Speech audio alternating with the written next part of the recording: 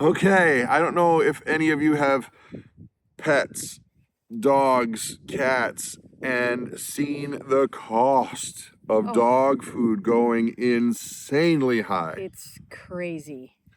If that's you, today's going to be your lucky day because we have 3 dogs and the big bag of cheap, horrible dog food, like the bad stuff, the stuff that you wouldn't want to feed anything, Right. is $30 now. Yeah, $30 for 44 pounds. How many did we go through? We go through 2.5 of those a month because we have large dogs. Big dogs. Brutus, he's on a limited amount because he gets, he's fat. Well, there's to explain, there's 2 St. Bernards and then a mutant rat dog thing from another world. She's a terrier type. We don't even know what kind of dog she is. We got her from the SPCA. She's an older mutt. She's old. She's 14. She's got a lot of personality, but she's anyway. This video is definitely full of spit and vinegar. Spit and vinegar is a good way to put that. Yeah. So, here's the thing. If you have dogs or even cats, animals that need protein in their feed, it's getting out of control. So we started thinking, well, how can we feed our animals better, give them better food, like good food, actual food. Yeah, actual real food, not kibble. And have the price go down. We figured out a way to do it half. And here it is. I don't know if you see them back there, but we started raising sheep. Yep. Sheep are a great return on investment when it comes to sheep. Make lots of sheep. Yep. And if you get the right kind of sheep, which we'll talk about in a second, they're easy to tend to. And when you have them processed, we don't even do the processing ourselves. We take them to a Mennonite person around here who already does our cows and chickens. Well, no, we do our chickens, but cows and anything bigger. It's about half the money when you add your own rice and your own meat and eggs and all that. So this is how this goes down, but it's half the price, but way better food. So explain how it works. So the sheep that we have they're Katahdins. So they're a hair sheep. They're very low maintenance. They're parasite resistant. They're cold hardy. They're fantastic animals. We've had them. This is our 3rd summer having them, and they've been great. And I just thought of one addition. Yes. They could be considered pets in the backyard so that you could challenge HOAs. No. I think you could. No. Continue on. No, because sheep are considered an agricultural animal. They're pets. No. See, you can do that with rabbits because rabbits are not considered You could still do you could do this with rabbits. You could do this with rabbits, yes. You could. More work, though. Yeah. Well, it depends, yeah. But yeah, you could do this with rabbits. Raise them in your backyard. Raise them in your garage, even. Take them to somebody to process them. Exactly.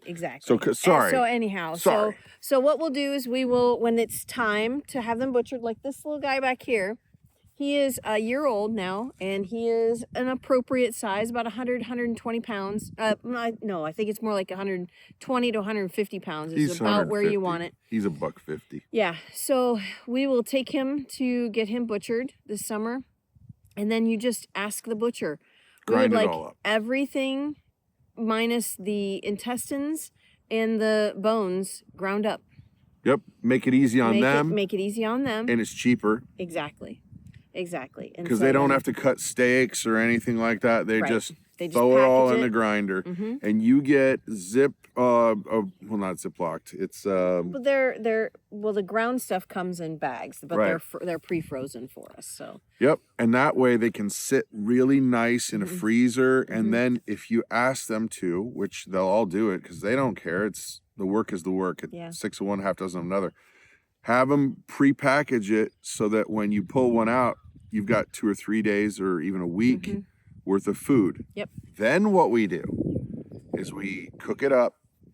You can leave it raw if you can. Our dogs don't like it raw. Our dogs are picky. Yeah. But if your dogs are fine with it raw, throw some eggs in there, throw some rice in there. You can even throw vegetables in there. Peas, They eat it sweet up. potatoes. Yep. Those are things that we've thrown in there before. And our dogs, they They go beg for it. nuts. They go nuts. They absolutely love it. And think about it. It's actual, real food for your animals. Yeah. It's not just processed, whatever that is, Yeah. cardboard filler and Ugh. stuff they swept off the ground. Yuck. No. Yeah. It's so hard on their bodies. I mean, can you imagine eating kibble for your whole life? No. So we've done this in recent past. We ran out of our organ meat from our cows, so we asked our butcher to grind up all the organ meat, the liver, the heart, the kidneys, all of that stuff that we don't like to eat.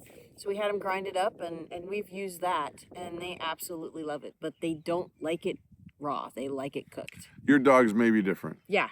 What is it? Mileage may vary. Yeah. Like that. Average mileage may vary. Maybe, yeah.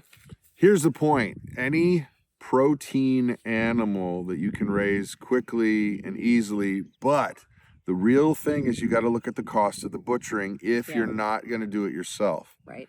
If you're going to do it yourself, then it's super cheap. Mm-hmm. Yeah. Oh, yeah, it's pretty negligible. I mean, especially if it's animals that you let them graze. You have the initial cost of buying your breeding stock, but then after that, it's so cheap. We figured for ourselves not doing the butchering, because I could, but there's a lot of other stuff going on in our lives. Mm-hmm.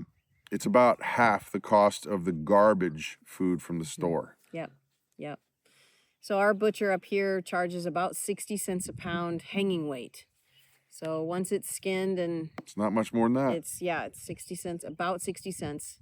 So that's not bad. No. Mm-mm. And they get a better food. Yeah. So there it is. Much healthier food. There's your tip for your pets. Hopefully it benefits you. Yep. Don't forget to like and subscribe and all of the stuff and the things, and share with your friends. Thank you very much. I know I'm being goofy. No. You guys have a blessed and amazing day. Just for those who are interested, this is a Katahdin sheep. Oop, don't touch the fence, man. That's hot. But I wanted to show you because if you take a look, come over here, look. He's shedding. They're a hair sheep. They don't need to be sheared like other sheep. It just comes off. He's looking kind of rough, but excuse me. It's because the winter just finished. Here's Buddy the ram. That's Big Buddy. There's Little Buddy. And so his hair's looking pretty good, where this little one, not so much. But that's a Katahdin. And they are super gentle. They do respect the fences. And I thought I'd show you. Yeah, excuse me. Shouldn't be bleating with your mouth full.